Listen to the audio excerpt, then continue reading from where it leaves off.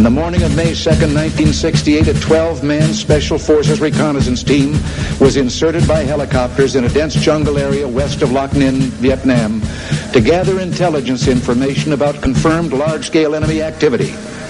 This area was controlled and routinely patrolled by the North Vietnamese Army. After a short period of time on the ground, the team met heavy enemy resistance and requested emergency extraction. 3 helicopters attempted extraction, but were unable to land due to intense enemy small arms and anti-aircraft fire.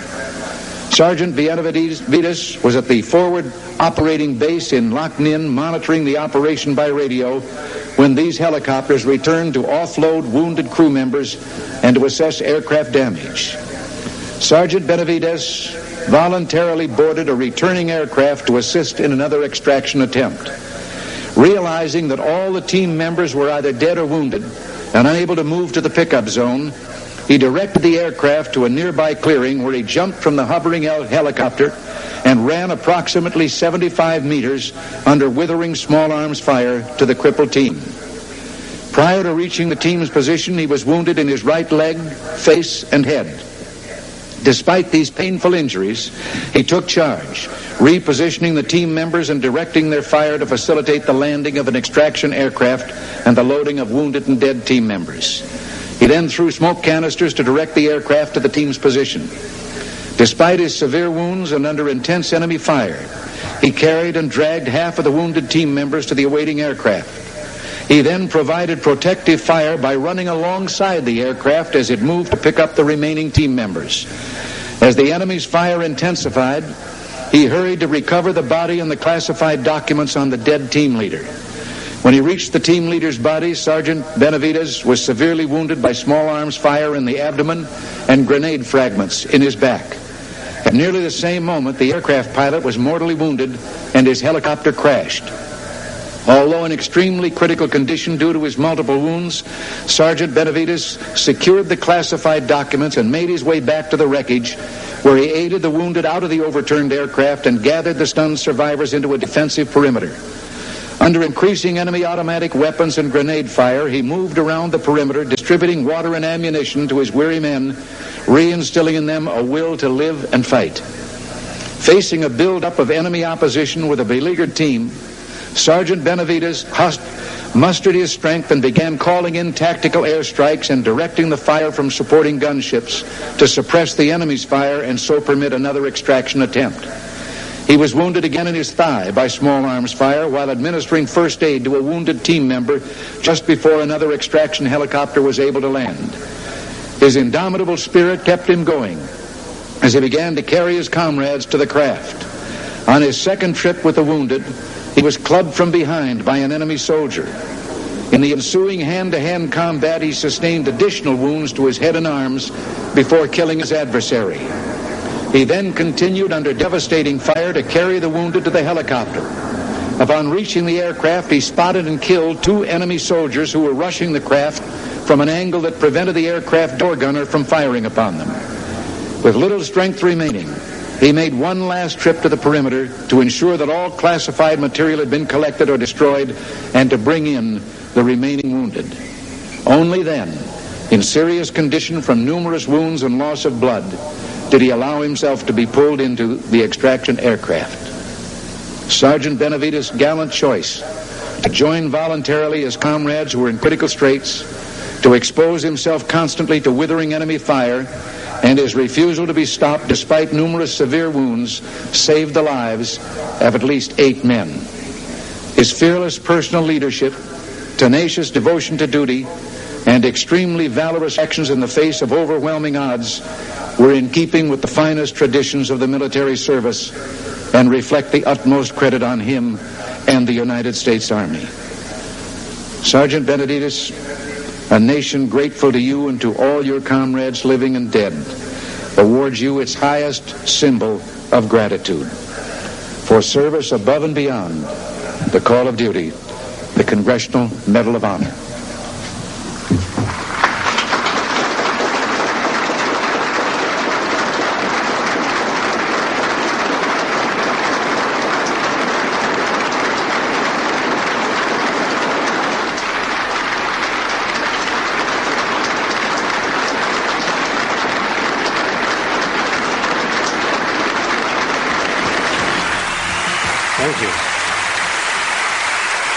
Thank you very much.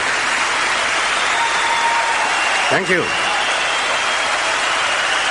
Thank you.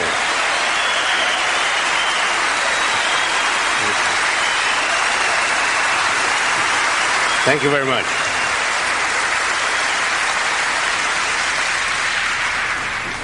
Muchas gracias, like you say in Spanish, in German, Dankeschön, in Japanese, arigato ne, and in French, merci beaucoup. Thank you very much. I don't speak those languages fluently, but I'll never get lost in those countries if I ever go there. Thank you very much to the $1 Million Roundtable for inviting me to come and be along with these other eloquent speakers. I come from a little town named Cuero, Texas. I was born there, the turkey capital of the world. After the death of my mother and father, at an early age, my brother and I were adopted by an aunt and uncle. We moved to El Campo, Texas, town southwest of Houston, about an hour and a half. I was raised there. I went to school there. I worked at odd jobs there, shined shoes, sold papers, paid cotton. And like a fool, I dropped out of school and I ran away from home. I'm not proud of that. I needed to learn the skill. I needed an education. My adopted father would tell me, son, an education and a diploma is the key to success. Bad habits and bad company will ruin you. Well, I was too old to go back to school. I didn't want to return back, so I joined the Texas National Guard.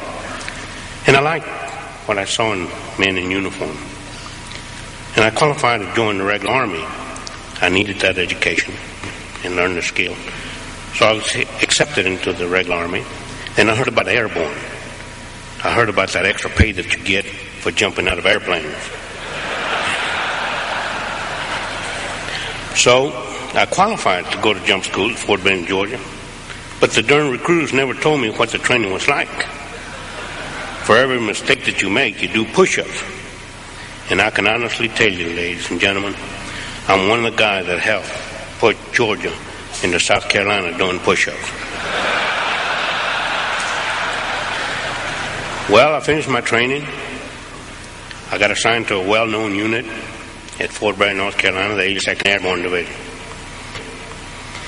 I like the 82nd, thank you. Airborne all the way. I like that. And so, after a while there, I heard about the Special Forces. You know us as the Green Berets. And they were coming up. So I qualified to join the Special Forces. Of course, I'm a linguist. We in the Special Forces are trained to operate deep behind enemy lines with little or no support at all. We are trained in 5 specialties. I'm trained in 3. Operation Intelligence, where I learn oceanography, meteorology, photography. I'm an interrogator and I'm a linguist. I'm trained in light and heavy weapons and cross-trained as a medic. I've been all over the world, the Far East, Europe, South and Central America, and 2 tours in Vietnam. I was assigned to Berlin, Germany. And I was declared one time that I was the only Hispanic American that could speak German with a southern accent. Vielen Dank, Dankeschön. So I came back and retrained at Fort Bragg. And Vietnam was brewing up. In 1965, I was sent to Vietnam as an advisor to a Vietnamese infantry unit. After a short period of time there, I stepped on a mine. I woke up in the Philippine Islands in Clark Air Force Base. I was paralyzed from the waist down. I was declared never to walk again. I was transferred to Fort Sam Houston, Texas, Beach Pavilion. The doctors were initiating my medical discharge papers. But at night, I would slip out of bed and crawl to a wall, using my elbows and my chin. My back would just be killing me. I'd be crying. But I'd get to the wall, and I'd set myself against the wall, and I'd back myself up against the wall, and I'd stand there like Elijah, the Indian. I'd stand there and move my toes, right and left, right. Every single chance I got, And I wanted to walk. I wanted to go back to Vietnam because of what the news media was saying about us, that our president was not needed there, to burn the flag, what. And I saw a lot of other patients coming back, limbs missing. I wanted to go back. I was determined. Because I remember when I was taught in jump school, our old master sergeant would tell me, Benavidez, quitters never win and winners never quit. What are you? I said, I'm a winner. And I remember in my special forces,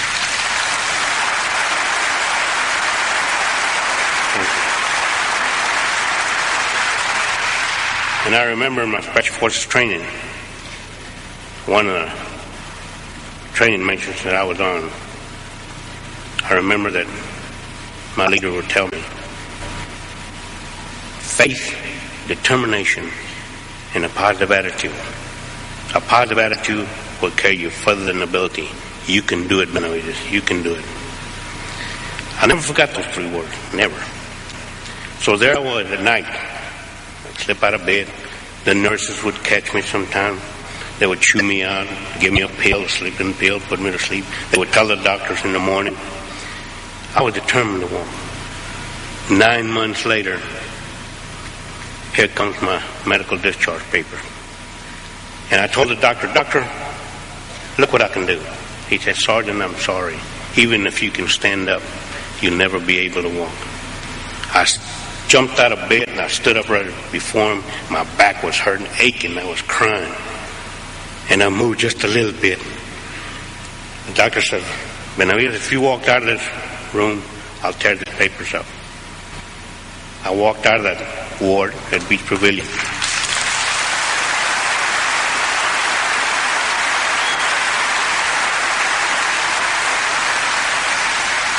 I walked out with a limp. I went back to Fort Bragg, North Carolina. I started my therapy again, running 5 or 10 miles a day, doing 50, 100 push-ups. And I made 3 parachute jumps in one day. I was ready to go back to Vietnam, physically and mentally ready to go back. My orders were to go to Central America as an advisor. But being a non-commissioned officer and knowing some of the good officers in the right places, my orders were diverted. So I went back to Vietnam in 1968. The latter part of April, I was inserted, my buddy and I, to gather intelligence information behind enemy lines.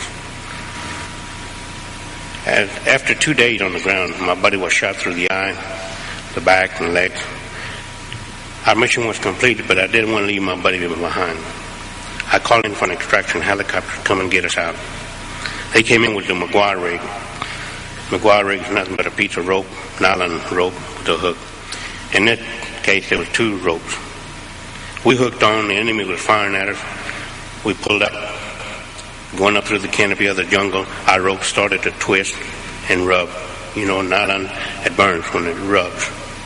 As we cleared the canopy, our ropes were completely twisted and rubbing. And there was a non-commissioned officer that looked out of the helicopter. He was riding as a safety man. And when he saw those 2 ropes burning, he immediately tied himself with a piece of rope around his waist, and he pulled himself out of the helicopter and undid those 2 ropes, separated them. That's dedication. That's love of fellow man and country. I'll never forget that man. And the enemy was still firing at us, but they never shot us. We landed in a safe spot. My buddy was taken to the hospital shortly thereafter. He expired. I was in another staging area waiting for our next assignment. When I heard on the radio something like a popcorn machine, then I heard a voice, "Get us out of here, get us out of here, come in and get us out quick, ASAP." I asked the radio operator, "Who are those?" He said, "I don't know. They haven't gave us any call sign." And I saw some helicopter pilots run to the flight line, scrambling. I ran right behind them. We saw a helicopter coming in to land and had a door gunner slumped over his weapon. When the helicopter landed, I unstrapped the door gunner, Michael Craig, 19 years old. We just celebrated his 19th birthday in March. I cradled him in my arms, and his last words were, "My God, my mother and father." I asked the pilot, "Who are the people on the ground?" He said, "Hey," he said, "it's that black NCO, that non-commissioned officer saved your life the other day, remember?" I said, "Leroy Wright." Leroy always got picked for top secret assignments, him and Musso and O'Connor. So it was an instant reaction. I saw a bag of medical supplies, I picked it up, went over to my helicopter, got on the helicopter. We got on with the forward air controller, the guy that's in, he said, "You can't go in there, you can't go in. It's too hot." Little did I know that I was going to spend 6 hours in hell. You heard what the president read, the citation of how I earned the Medal of Honor. But he didn't tell you of what I went through when I engaged in the hand-to-hand combat. I was hitting them out with the butt of the weapon. My jaws were locked. After my last return back to the helicopter, when I was boarded on, I was holding my intestines in my hand. We lifted up. The helicopter had over its payload. Blood was flowing on both sides of the helicopter. When we landed, it locked me in our staging area, and it started unloading. It started identifying the bodies. They found out I loaded 3 dead enemy soldiers in that helicopter. I didn't want to leave anybody behind.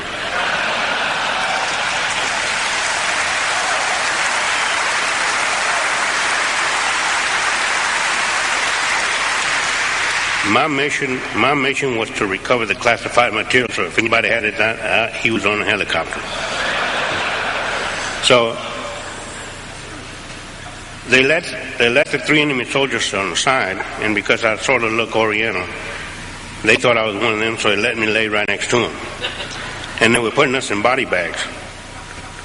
And I remember that my feet had been lifted, and I was inserted into the body bag, and I could hear that zipper coming up, and I thought, "Oh my God, no."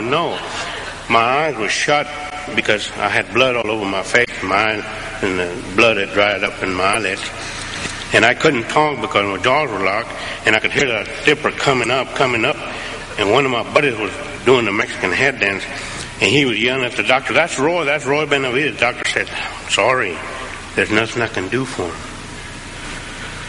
Oh my God, and the zipper just coming up. I was trying to wiggle in my own blood. And finally, I'll find out later, Jerry Cottenham made that doctor at least to feel my heartbeat. When I felt that hand on my chest, I made the luckiest shot I ever made in my life. I spit in the doctor's face.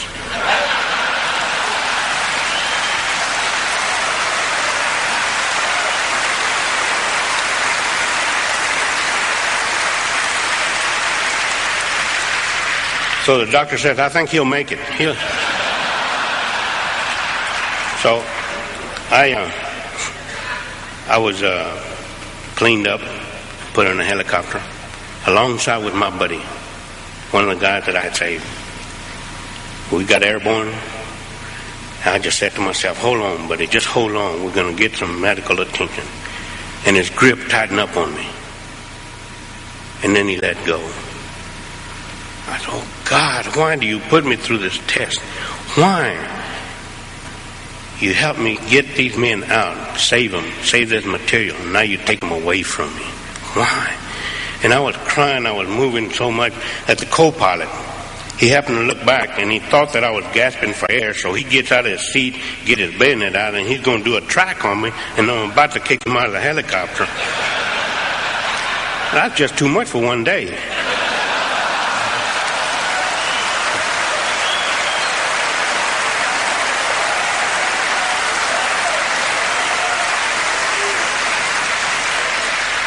So we landed in the hospital at Long Bend. I was wheeled to the operating room. And as I was being lifted to my operating table, I saw this nurse on her hands and knees crying, yelling, asking God, Why do you do this to these men? Why? Just crying. And as I turned a little bit to my left, I saw on the other operating table a man that had both legs and both arms missing. I passed out. I woke up in the ward. One of my buddies was laying next to me. We were so bandaged up, we couldn't talk. We used to wiggle our toes to make sure that we were still alive. After a short while, my buddy was transferred from there, and I thought he had died. I was transferred to Japan, Tachikawa, and the airplane that I was flying in medevac, we lost 2 men. And I remember this nurse kept yelling at me, "Benavidez, you're not going to die on me. I'm going to pinch you every time you close your eyes. I'm going to pinch you, I'm going to pinch you." Boy, she kept pinching me. When I got to Tachikawa, when I got to Japan, and they wheeled me into the operating room, they disrobed me again. I remember the doctor, I heard him say, "What in the world happened to you?" Had blue spots, red spots all over me, and I said, "That lady kept pinching me up there."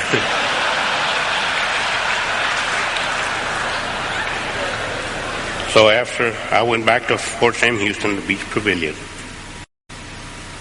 and I stayed in that hospital almost a year. I continued with my career. Then I was awarded with a medal. I was dedicating myself to come and speak to schools, to civic groups, to help anyone that I can help. My life was spared for a reason, and I hope there's a good reason. A lot of people call me a hero. I appreciate the title. But the real heroes are the ones that gave their life for this country.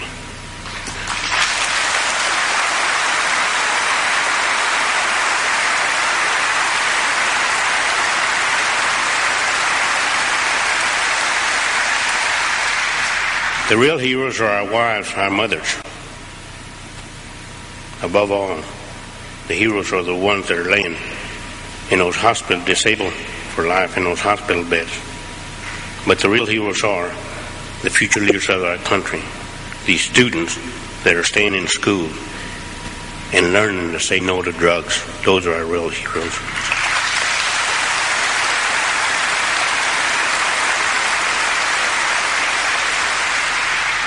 You know, there's a saying among us veterans, for those that had fought for it, life has a special flavor. The protected will never know. You have never lived till you almost died. And it is us veterans that pray for peace most of all, especially the wounded, because we have to suffer the wounds of war. I'm asked hundreds of times, would you do it over again? In my 25 years in the military, I feel like I've been overpaid for the service to my country. There'll never be enough paper to print the money, nor enough gold in Fort Knox for me to have to keep from doing what I did. I'm proud to be an American, and even prouder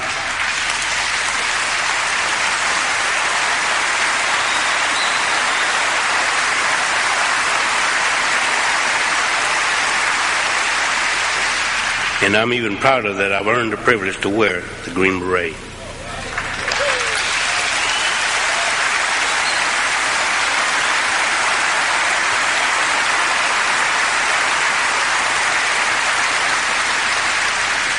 I live by the motto of duty, honor, country. Ladies and gentlemen, thank you very much. Thank you. God bless you, and God bless America.